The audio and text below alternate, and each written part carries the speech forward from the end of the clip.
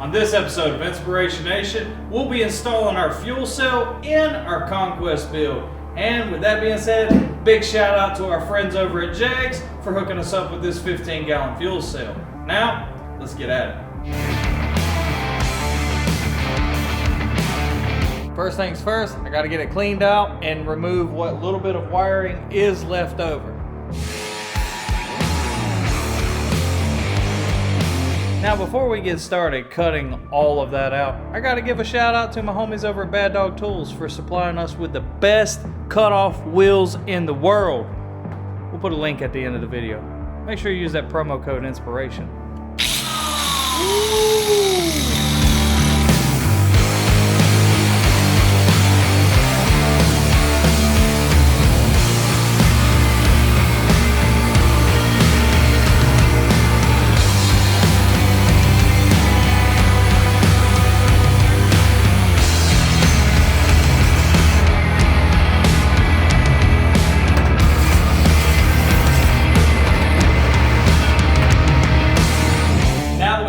Body cut out, it's time to get our height that we want. I got it on a rolly stool, just an idea. I want it up high enough to where the rear diffuser will still be able to roll up and function like it's supposed to, but I don't want to stick it way up in the car because then I've got to encapsulate it and then it looks terrible. So, got to find a happy medium.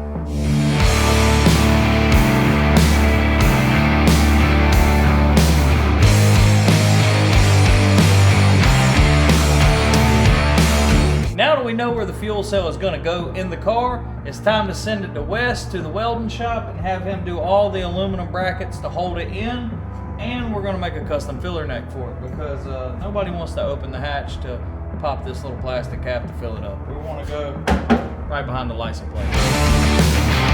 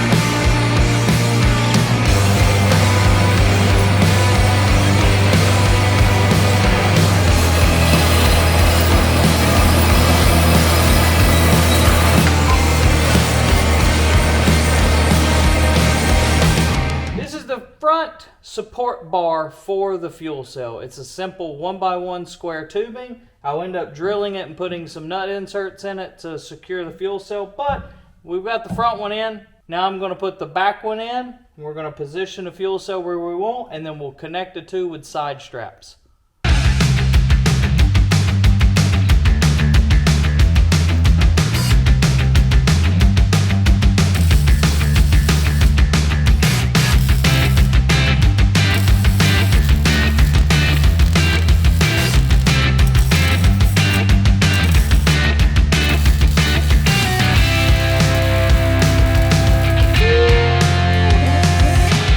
Now it's time to give it the earthquake test. I say I welded the shiznit out of that.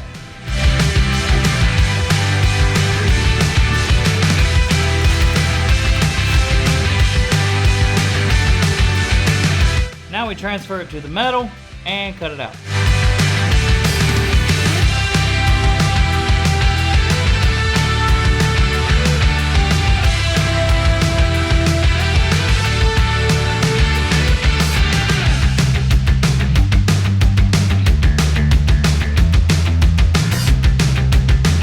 just like that, you have a sheet metal panel.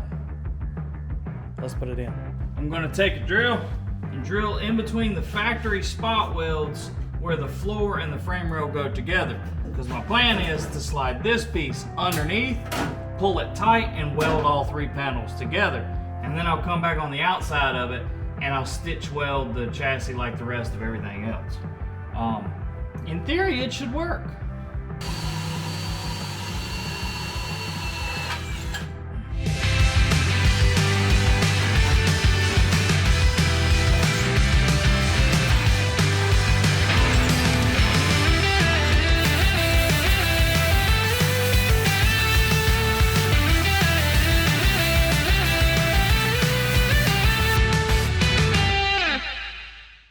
Now that we've got our spot welds drilled around the outside of the actual car, now we're going to put some spot welds down around the actual frame that the fuel cell is going to set on, because we don't want this piece to rattle at all. We're going to take this hole punch and go around all these marks, which are 2 inches apart, and punch us a hole.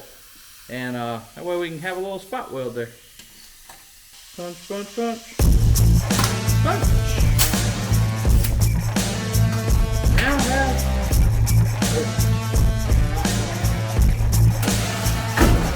Oh, I've been waiting to try this. I'm just kidding. Here's a time lapse of all that happening. Wes, show them.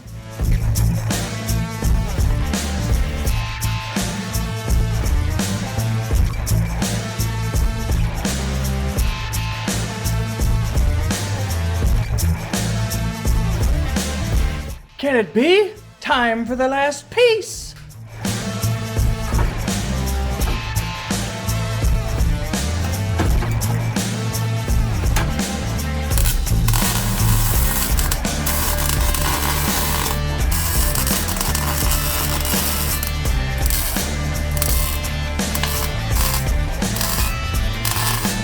Now we got to mount all our hardware. Everything else is done. We just got to make sure it's in square and centered and all that jazz. We're going to drill our first hole, and then we're going to use this nifty nut insert tool.